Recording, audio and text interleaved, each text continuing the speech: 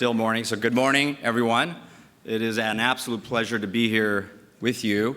Before I begin, I just want to thank Christian Green back there and Danielle for inviting me, and I want to congratulate the mayor. This is fantastic, and so it's great, and it's also very nice to kind of meet Kimberly. I guess my number one message is we need the leadership team in the city and the folks that are sitting in here, we need your help.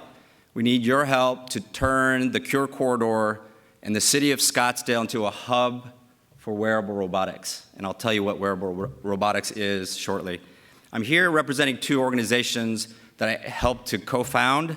First is GoXtudio, which is a tech startup, VC funded. So we're talking about investment, innovation. I think it applies there as well. The second organization is the Wearable Robotics Association. It is the first and only trade association globally on behalf of the wearable robotics business. Before coming here, I spent 20 years in the military, so I fully understand what rapid fire means. Usually that means duck. Before coming here, though, I had the pleasure of spending 3.5 years at DARPA. Anybody know what DARPA is? Great. Usually everybody on the East Coast knows, and most of the people on the West Coast do not. But it really is the organization that did invent the internet. True, that's right. We also invented GPS and humanoid robotics, UAVs, and so on. And I had the pleasure of leading many of those programs. Some of the most exciting, I can't tell you. I would have to literally kill you after I told you, so we'll keep it at that. LS3 power on.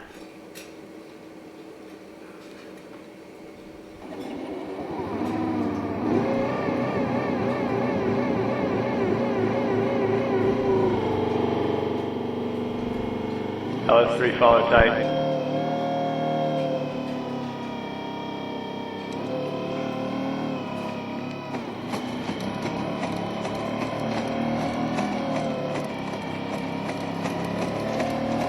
So we developed that because soldiers carry more than 100 pounds of gear when they are walking through the woods, and we wanted something that could follow them and carry their load.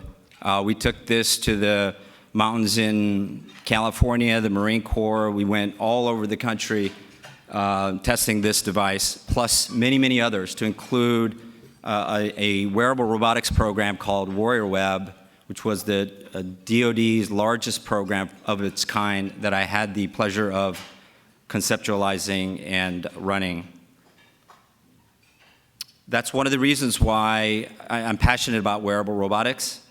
And I would tell you that, DARPA started this idea about 20 years ago, and now we can sit back because there's just incredible growth in the area. And I think you know that bullet point number one, you know that more than I do, that the population demographics is changing and the expectations of them are changing, which fuels wearable robotics. The other is the foundational technologies are here today. And I'm not just talking about robotic technologies like motor control or actuation. I'm talking about the stuff that's in your pocket today. So it's that processing efficiency, storage density. It is the 64 gigabytes of storage that you have in your phone, the quad-core processor, 3 gigahertz, that can literally blast through and compute the things that we would need computed to cause this wearable robot to move, to the ubiquitous connectivity that's all over the place. Soon will be in walls and lamps, on you, on the floor, on the toilet, on and on and on. Here's what's surprising for me after having spent 20 years in the government and now moving as the executive director of this association, visiting Shanghai 3 weeks ago. I was incredibly surprised by the activity in wearable robotics in Asia and Europe. They are killing us. They have the lead. And that is one of the reasons why we started this association, is to kind of help become the leaders in terms of standardization, in terms of purpose, in terms of integration, interoperability, cybersecurity, on and on and on. The other kind of is the public curiosities here today. You look at the Call of Duty game, and you've got this steampunk exoskeleton pack, and you've got Ant-Man or Asylum. So we started the Wearable Robotics Association. Our vision is to globally link. And the reason it has to be global is because there's not as much going on here in the US. We have to globally link small businesses, enable them to reach out to buyers who are Exxons, the FedEx, the Boeings. And to do that, we have this inaugural conference. It's going to start it off, WearCon 16. It's going to be February. It's going to be at the Arizona Grand. We already have Intel and a bunch of other sponsors. IEEE is our technical sponsor. The stuff at the bottom left are the types of systems you will see there. And the organizations that are already coming, you can see on the right. This is fantastic for a first-year organization with no proof of success. The reason is because wearable robotics is on fire. I would ask that you go to the wearablerobotics.com website and consider coming. Consider supporting us. Consider helping us to be the hub here in Scottsdale.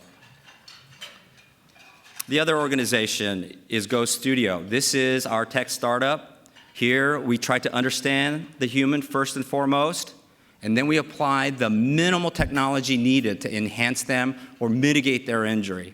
We do that in recreation. We do that in quality of life. We do that in performance and health. So what you saw was a running model, an open sim model, 94 muscles actuated at the exact right time to cause that locomotion. We looked to see what are the joint torques and forces, and then we developed technologies like the video you just saw where we actuated the hip to cause this person who cannot run a 5-minute mile, run a 5-minute mile. One of the first products coming out of GoXtudio, though, is not something that fancy. It's really, we looked at one of the problems that I have a problem with, which is I just ran the PF Chang, then I ran the Glendale Marathon. Now I've got an IT ban issue. Even though I'm registered for the next PF Chang, boom, there's $160 gone. You know, what was interesting, though, when we looked at this problem is there's actually 40 million of us runners here in the US. That's about a 300% increase over the last 20 years. If I ask the question, I'll bet you half of you will raise your hands and say you're a runner. Of that 40 million, 20 million are race finishers, and 3 million of you are half marathon, marathon, or triathletes. You are 80% college educated, affluent, 35 years old, 2/3 female. So that picture is the average half marathon, marathon runner. She spends $1,200 a year, 5 hours per week, 225 days a year training. And what I would say is they train incorrectly because a quarter of them become injured. And the key reason is the types of health Fitbits and things that you use, in my mind, are inadequate in terms of measuring your fitness, your recovery, your training load. If I ask one of you runners today, how fit are you? You will say, I feel pretty fit. And then if I ask you the question, how fit were you last month? You would say, pretty fit. And what we're proposing is to develop a system that allows us to exactly measure your fitness, the intensity of your training, very accurate energy expenditure models, and we measure different injury parameters to help mitigate injury and enhance your performance. In other words, we're trying to balance your performance level and increase in fitness with injury probability by applying and regulating your training through the use of metrics. I have no idea how I'm doing on time, but I was giving you the nice smile. Okay, gotcha. It's better than a bzzz. About to stand up. Okay, well, thank you. If you have any questions, please, Joe Hitt at GoXtudio.com. Thanks.